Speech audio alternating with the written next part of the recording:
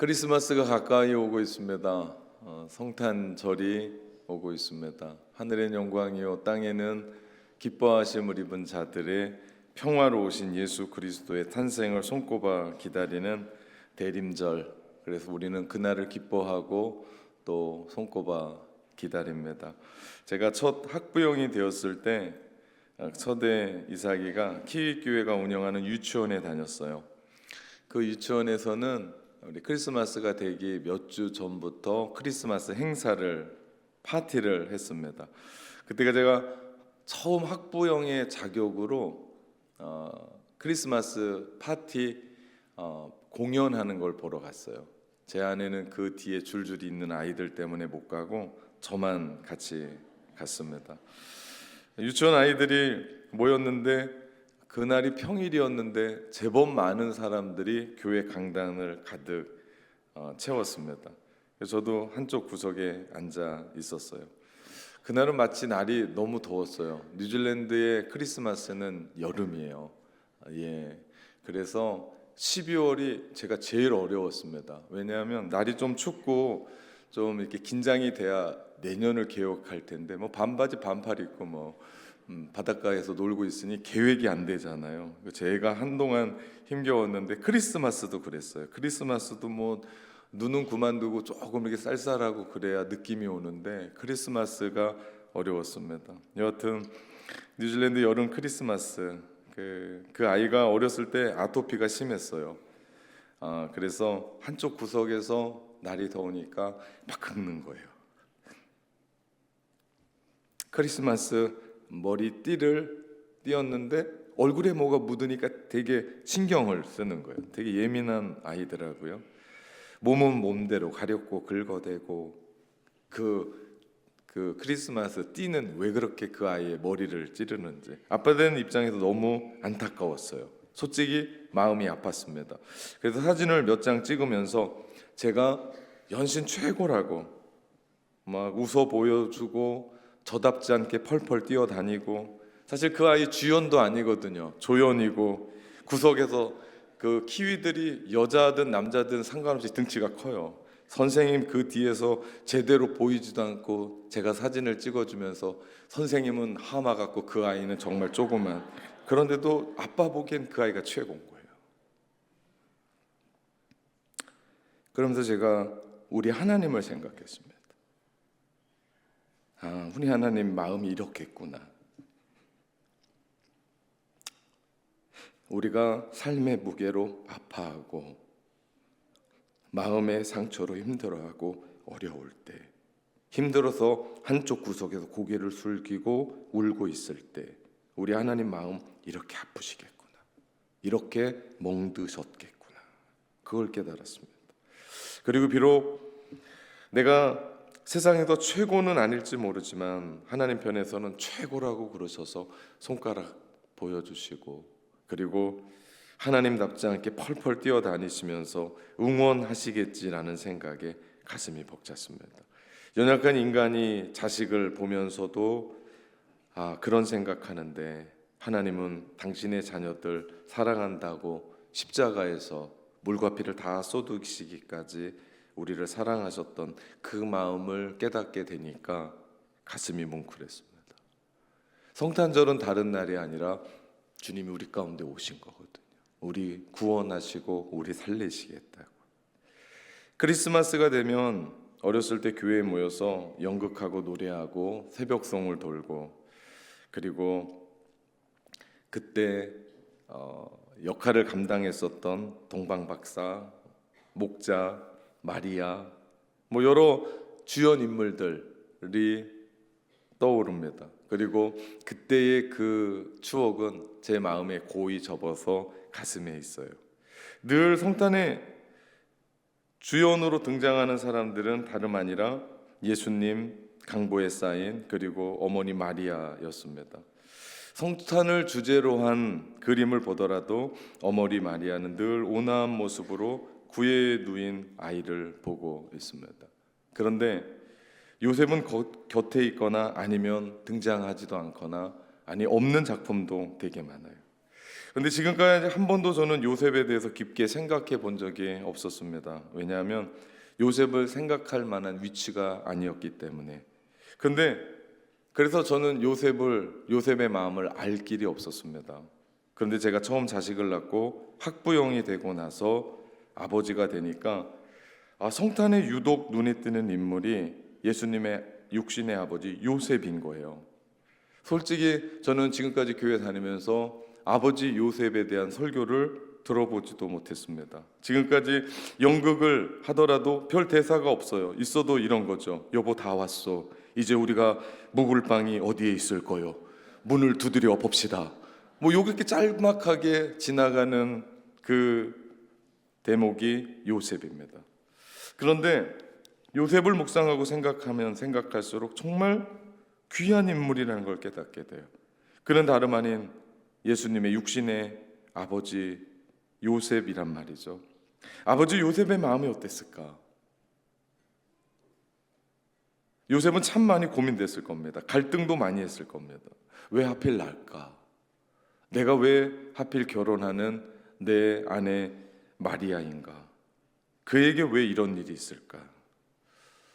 마리아가 믿음으로 받아들이는 것은 그 당시 죽는 거나 마찬가지였습니다. 왜냐하면 동정녀, 처녀가 결혼도 하지 않았는데 남의 아이를 가졌다? 그러면 분명히 돌에 맞아 죽어야 되는 것이 율법의 이야기였습니다.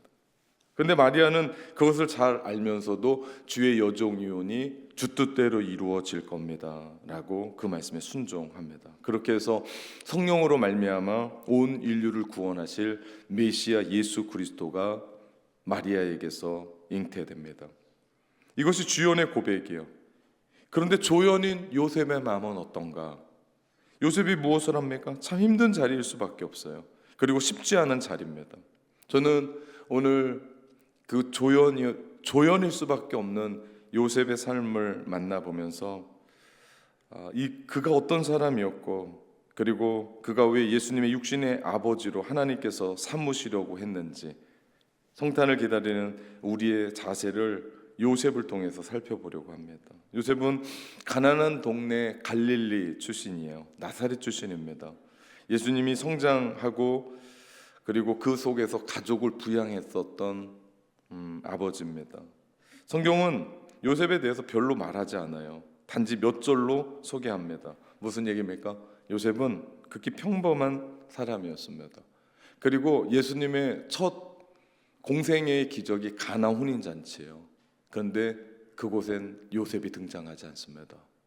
분명 요셉이 일찍 세상을 떠났다라는 이야기라고 학자들은 이야기합니다. 그는 바리새인도 제사장 출신도 아닙니다. 그렇다고 출신 좋은 사람도 아니에요.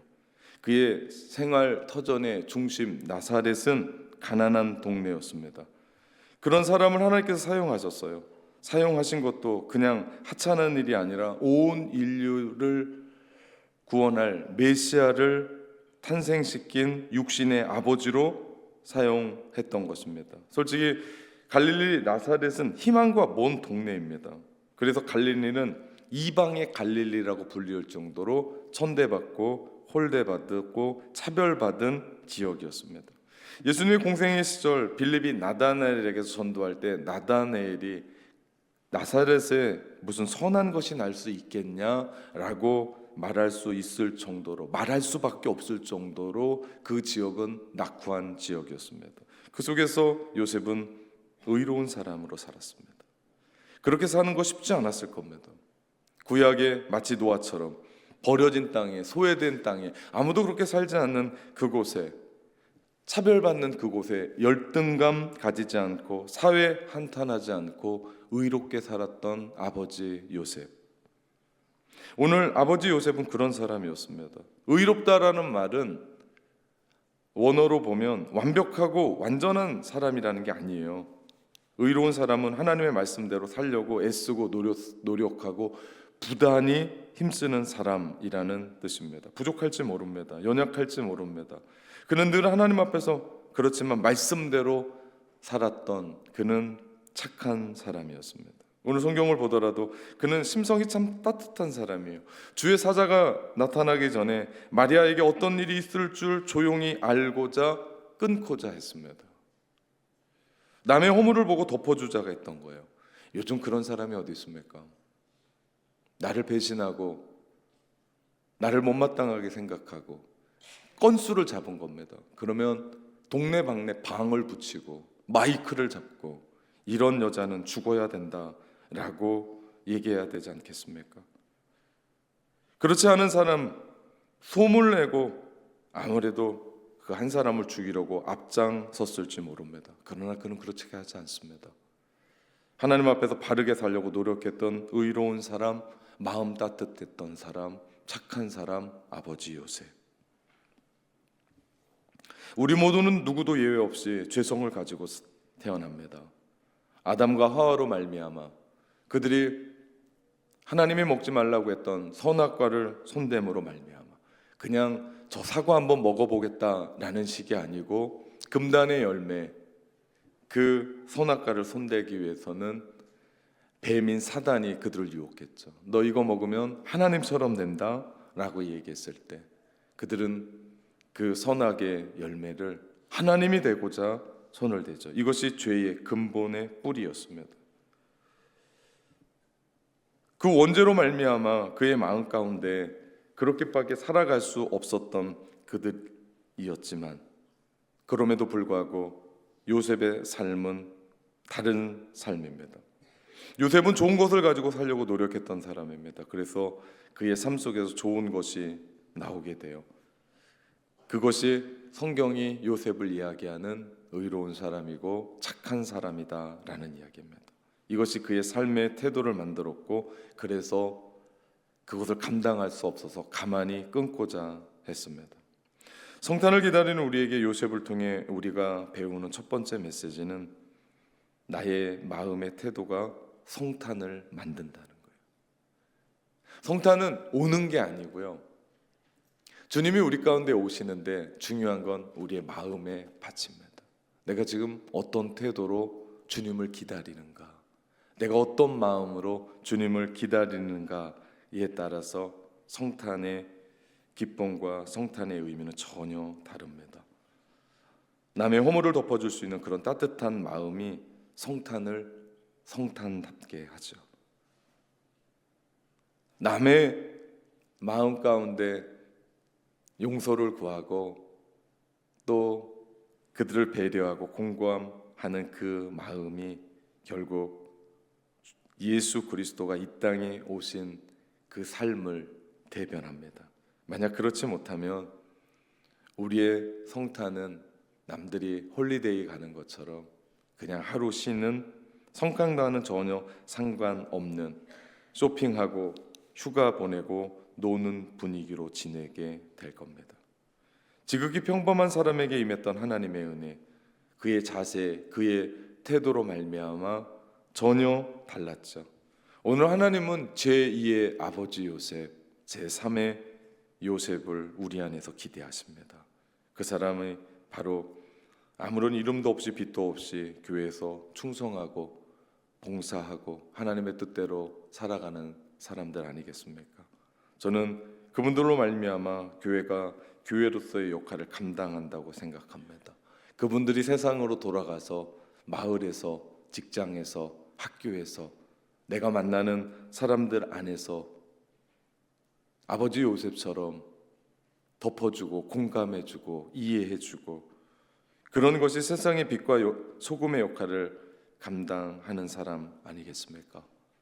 그러면 그들이 우리가 누구인 줄 알고 성탄을 기다리고 크리스마스를 기다리는 믿음의 사람인 줄 알고 그들 역시도 동일하게 교회에 함께 나오고 복음을 접할 수 있는 기회가 있지 않겠습니까? 다르지 않습니다. 평범한 사람이 하나님의 위대한 역사를 만들어 갑니다. 이것이 지금까지 세상을 이끄셨던 하나님의 방법이었고 역사셨습니다. 하나님은 하나님 말씀대로 그 사람이 어떤 사람이든 어떤 위치에 있든 어떤 시대든 어떤 정황이든 어떤 환경이든 그 한 사람을 하나님이 위대한 인물로 사용하시는 줄 믿습니다. 성탄을 기다리는 우리에게 요셉이 주는 말씀이 다름 아니라 자세와 태도예요. 우리가 기억해야 됩니다. 어떻게 보면 우리 전남권 목포는 서울이 아닐지 몰라요. 그래서 이곳에서 잘 나기 위해서 서울로 도시로 가야 될지 모릅니다. 조금 더 크게 광주로 가고, 조금 더 크게 수도권으로 가고, 조금 더 크게 서울로 가야 될지 모릅니다. 그런데요, 이곳에서 하나님이 우리를 통해서 그 자세와 그 태도를 통해서 하나님이 이곳에서 인물을 만드실 줄 믿습니다. 오늘 본문 1장 전반부에는 예수님의 족보에 대한 얘기예요. 16절에 보면 요셉의 아버지가 야곱이라고 성경은 말해줍니다. 잘 모르는 사람이에요. 야곱 아버지 역시 맏단, 그도 잘 모르는 사람이에요. 맏단의 아버지 엘르아살 역시 잘 모르는 사람이에요. 그렇게 잘 모르는 사람 위에 올라가다 보면 익숙한 사람이 나오는데 그 사람이 다윗입니다. 오늘 본문 20절에도 주의 사자가 요셉을 그냥 요셉아라고 부르지 않습니다. 다윗의 자손 요셉아라고 부릅니다. 즉 요셉은 다윗의 후손이에요. 요셉은 다윗의 1000년 후의 사람입니다. 다윗은 이스라엘 역사의 가장 중요한 한 사람 아닙니까? 그 요셉이 바로 다윗의 후손입니다. 요셉은 좋은 가문의 사람이었어요. 그렇다고 오해는 하지 마십시오. 우리가 좋은 가문에서 태어나야 된다는 얘기가 아니에요.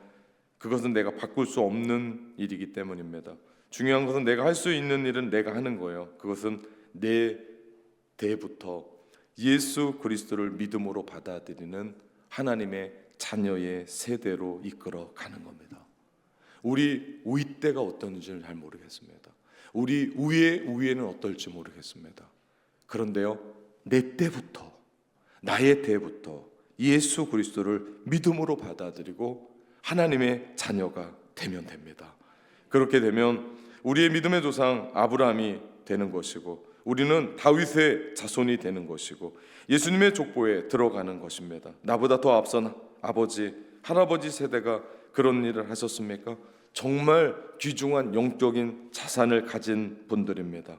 또한 내가 처음 예수님을 믿었습니까? 그래도 상관이 없습니다. 중요한 건 누가 시작하느냐는 겁니다. 중요한 건 여기입니다. 내가 예수 그리스도를 믿고 여기에 서 있는 거예요. 내 할아버지, 내 아버지는 예수를 믿었어도 내 때 믿지 않으면 아무것도 없어요. 내 할아버지, 내 아버지가 예수를 모르더라도 나의 때 신앙으로 시작하고 예수 그리스도로 말미암아 하나님의 자녀가 된다면 우리 때부터 하나님은 우리의 가문을 통해서 일하시는 줄 믿습니다. 그렇기 때문에 내가 예수 그리스도로 말미암아 내 가문이 유명한 가문으로 예수 그리스도의 자손으로 말미암아 새로운 대를 시작하는 거예요. 솔직히 다윗은 잘 모르는데 그 다윗은 잘 알 수 있는데 그 아버지 이새는 잘 몰라요. 그런데 놀라운 것은 다윗이 유명하니까 그 아버지 이새도 우리가 많이 들어봤어요. 그의 아버지도 그의 형들도 마찬가지입니다. 우리가 예수 그리스도 잘 믿고 내 대에서부터 새로운 시대가 열리리라고 하는 믿음을 우리가 가지고 내가 부족하고 연약할지 모르지만 우리 때부터 예수 그리스도 믿음으로 말미암아 복음을 받아들였잖아요. 여러분, 복음은 우리 12.8 새생명 축제 제가 복음을 전하면서 이야기했듯이 다시 살게 하는 거예요. 복음은 우리를 다시 살게 합니다. 이 복음으로 말미암아 우리의 가정이 변하고 이 복음으로 말미암아 아버지가 변하잖아요. 그러면 자식들은 변합니다. 이 복음으로 말미암아 어머니가 변해서 기도하잖아요. 그러면 우리의 자식들은 하나님의 말씀으로 그 자녀들은 미래의 족보에 하나님이 유명 가문을 만들어 주시는 줄 믿습니다. 근사한 일이에요. 신앙생활하면서 전혀 새로운 가문을 만들어낸다라는 건 우리가 할 수 있는 일이 아니에요. 공부 조금 해서 어디에 등용되고 조금 높은 데 올라가고 모르겠습니다. 그런데 정말 중요한 건 우리가 지켜야 될 이 믿음의 가문, 내 후대에 우리 안에 일어나는, 분명히 여러분이 결혼해서 자녀를 낳고 그 자녀가 결혼해서 또 자녀를 낳으면 내가 할아버지가 되는 거예요. 그러면 내가 믿었던 그 할아버지의 하나님, 우리 아버지가 믿었던 그 하나님, 그러면서 이 신앙의 고백이 계속 흘러가야 돼요. 예, 내가 가문은 바꿀 수 없습니다. 내가 이 신앙의 뿌리는 바꿀 수가 없습니다. 근데 내 대에서부터 신앙에 대한 이야기들을 함께하고 예수 그리스도의 복음으로 말미암아 우리가 온전히 변하게 될 때 하나님이 이루시는 가정이 비로소 우리 때부터 시작되어지는 줄 믿습니다. 성탄을 기다리는 우리에게 요셉이 주는 두 번째 메시지를 기억하십시오. 좋은 가문을 갖는 겁니다. 아니, 좋은 가문을 시작하는 겁니다. 이것은 태어나서 생기는 것이 아니라 예수 믿음으로 생기는 거예요. 태어나는 건 내가 어떻게 할 수 없다니까요. 근데 내가 예수님을 믿겠습니다 라고 선택하는 그 순간부터 우리에게 새로운 좋은 가문이 시작되는 줄 믿습니다. 그리고 이 가문의 믿음의 이야기는 영원히 계속되는 축복의 통로가 돼요. 주님이 우리 가운데 그렇게 부어주시거든요. 천대까지 내가 부어줄 거다. 내가 너희와 함께 할 거다. 요셉의 삶을 가만히 들여다보면 대단한 것을 보게 돼요. 그것은 그의 순종에서 볼 수 있습니다. 하나님의 뜻이라면 그는 겸손하게 순종합니다. 주의 사자에게 말합니다. 주의 사자가 얘기해요. 아내 데려오기를 무서워하지 말라. 저에게 잉태된 자는 성령으로 된 것이다. 가만 보면 주의 사자가 말해주는 그 내용이 마리아가 잉태되었다는 것보다 더 무서울 수 있는 내용이에요. 그렇다고 생각합니다. 주의 성령으로부터 잉태된 자라는 거예요. 여러분 그렇지 않습니까? 그래서 요셉은 마리아 데리고 와서 아이를 낳기까지 동침하지 않아요. 오늘 본문을 보면 누가 그렇게 하라고 말한 것도 아니에요. 요셉 스스로가 자신을 절제합니다. 왜? 내 아내 마리아에게서 태어날 분은 내 씨가 아니고 하나님의 씨이기 때문에, 다른 사람도 아니고 신혼 부부가 부부 관계를 절제한다. 이건 정말 뭐 수돈 들어간 것도 아니고 대단한 겁니다. 그 당시 약혼한 남자는 결혼할 때까지 자신의 정결을 스스로 지켜야 했어요. 1년 동안 있다가 약혼하고 나서 결혼합니다. 그 후에 이제는 우리가 아는 부부로서의 관계를 맺을 수 있어요. 그런데 어떻다고요? 요셉은 결혼한 후에도 주의 사자가 성령으로 마리아 몸에 잉태했다는 그 사실 때문에 자신을 절제하고 자신을 억제합니다. 우리가 잘 알듯이 인간의 본성은 죄성을 가지고 있기 때문에 그냥 두면 감당치 못할 정도로 망가져요. 우리 사람은 그냥 놔두면 좋아지겠지, 그럴 리는 없어요. 미라클 50일 작정 기도회 오늘로서 마무리하잖아요. 언젠간 내가 기도하겠지. 예, 언젠가 올 겁니다. 예, 죽을 날이 올 거예요. 절대 그런 일은 없습니다. 언젠가 내가 예배 드리겠지. 없다니까요. 언젠가 내가 찬양 부르겠지. 없다니까요. 내가 불러내야 되고요. 내가 예배해내야 하고요. 기도해내야 돼요. 이것이 영적인 싸움이에요. 그래서 우리 교회가 사실 영적으로 건강한 이유는 그걸 해냈기 때문이에요. 제가 놀랍게 생각하는 건 250여 명의 사람들이 정말 하루하루 미라클 50일 작정 기도에 헌신을 하더라는, 이거 쉬운 일 아니에요. 춥기도 하고 아직 눈은 안 왔지만 비도 오고 쌀쌀하기도 하고, 그런데 한 번도 안 빠지고 그 자리에 올 수 있었다라는 건 너무나 귀한 일입니다. 예, 여러분 열심히 스티커 붙이더만요. 그 스티커 무게에 맞춰서 선풍기 바람에 슉 불어서 무거운 건 밑에 떨어지고 얇은 건 저기 떨어질 거 아니에요. 예, 제일 앞에 떨어진 게 10개 취해서 10개의 목장에게 10만 원씩 밥 사 먹으라고 드리려고요, 다음 주에. 네. 왜 그래요? 그걸 해냈기 때문이에요. 여러분, 우리의 삶 가운데 인간의 본성을 가지고 있기 때문에 그냥은 안 돼요. 이것은 시험에 보나 마나 그런 경험쯤은 우리는 한두 번 해본 게 아닙니다. 그나마 절제하니 우리가 이만큼 살아가는 거예요. 그나마 우리가 기도하니 이렇게 살아가는 거예요. 성경에서 사단은 절대로 우리에게 하나님의 말씀을 따르지 말고 나의 말을 들으라고 얘기하지 않아요. 사단은요, 하나님의 말씀이 아니라 너 좋을 대로 하라고 그래요. 사단은 절대 검은 보자기 쓰고 나서 하나님 따를래 나 따를래 절대 얘기하지 않아요. 사단이 유혹하는 건 한 가지입니다. 한 가지요. 내 마음대로 해라. 내 좋을 대로 해라. 내 생각대로 해라. 그러면요, 우리는 죄대한 본성이 있기 때문에 우리는 어떻게 돼요? 반드시 사단 따라갑니다. 이게 사단의 속성이에요.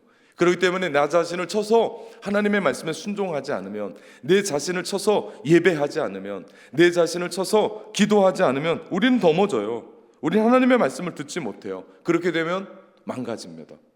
신앙생활이요, 그 목사든 그 목사 할아버지든 한 달만 예배 안 드리고 한 달만 말씀 준비하지 않으면 똑같아 돼요. 망가집니다. 더 망가질 거려. 그래서 우리는 우리를 살리는 새벽의 영성, 어떻게 보면 되게 힘든 건데 저를 살리는 거예요. 우리의 생각, 우리의 말, 우리의 마음, 우리의 표정까지도 성령으로 절제할 수 있어야 돼요. 자신을 조절할 수 있어야 됩니다. 요셉이 그랬습니다. 자기 멋대로 자기 고집대로 살지 않았어요. 요셉은 하나님 앞에 그렇게 부름을 받고 나서 요셉이 자기의 성격대로 살고 자기의 마음대로 살지 않았습니다. 해도 돼요.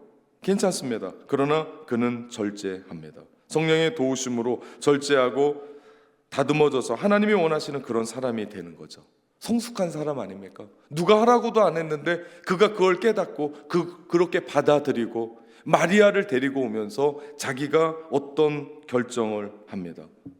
여러분, 성탄을 기다리는 사람은 그냥 12월 25일 물리적인 시간이 가기 때문에 성탄이 오는 게 아니고, 이렇게 자기 자신을 절제하면서 성숙한 사람으로 성탄을 기다리는 거예요.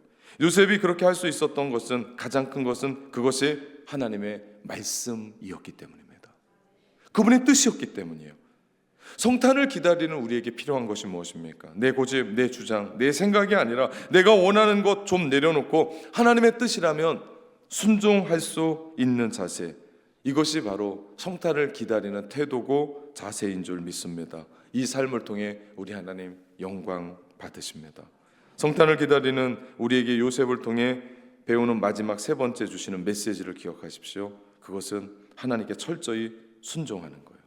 그분의 말씀이라면 예스하는 거예요. 그분의 뜻이라면 나의 생각과 나의 뜻과는 상관없이 순종하기에 이르는 겁니다. 잊지 마십시오. 내가 이해가 되든 이해가 되지 않든, 나에게 합리적이든 합리적이지 않든, 내 이치에 맞든 맞지 않든, 내 생각과 맞든 맞지 않든, 내가 하나님의 말씀은 옳습니다. 하나님의 말씀은 나보다 더 낫습니다. 내가 하나님의 말씀에 순종합니다. 이럴 때 하나님의 은혜가 우리 가운데 있게 될 줄 믿습니다. 하나님은 이런 사람을 선택해서 예수님의 아버지, 육신의 아버지로 사용하셨습니다. 그의 마리아, 예수님의 어머니는 믿음의 용기 있는 여인으로 인류를 구원할 메시아가 그 여인의 몸에서 나오듯이, 아버지 요셉 역시도 그의 태도, 그의 자세, 평범했지만 의로웠던 요셉, 좋은 가문의 사람 요셉, 절제와 순종함으로 함께 나갔던 요셉, 하나님은 다른 것이 아니라 그 요셉을 사용하셨고 우리에게 말씀합니다. 제2의 요셉, 제3의 요셉이 되라고 우리 가운데 말씀합니다. 성탄이 다가옵니다. 성탄이 다가온다라는 말보다는 예수 그리스도가 우리에게 오십니다. 성탄절은 예수님이 우리 가운데 오신 날이에요. 예수님이 우리의 인생에 들어오실 때 우리의 인생은 변하여 새로운 사람이 돼요.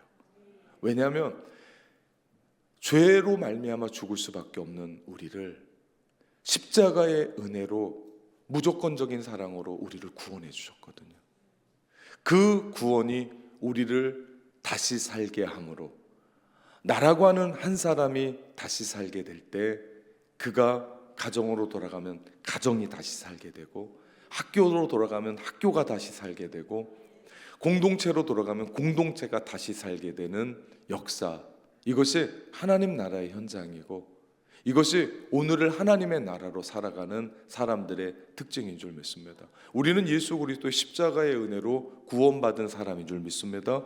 그렇다면 구원받은 내가 성탄을 기다리는 우리에게 그 어떤 것보다도 성탄에 선물이 없을지 모르고, 성탄에 보너스가 없을지 모르고, 성탄에 나에게 주신 어떤 유익이 없을지 모르지만, 성탄에 예수 그리스도가 나에게 오신다면 12월 25일은 그냥 성탄절이 아니라 우리에게 매일매일이 크리스마스가 돼야 되고 매일매일이 성탄절이 돼야 되는 줄 믿습니다. 왜? 그 주님이 매일 나에게 오시거든요.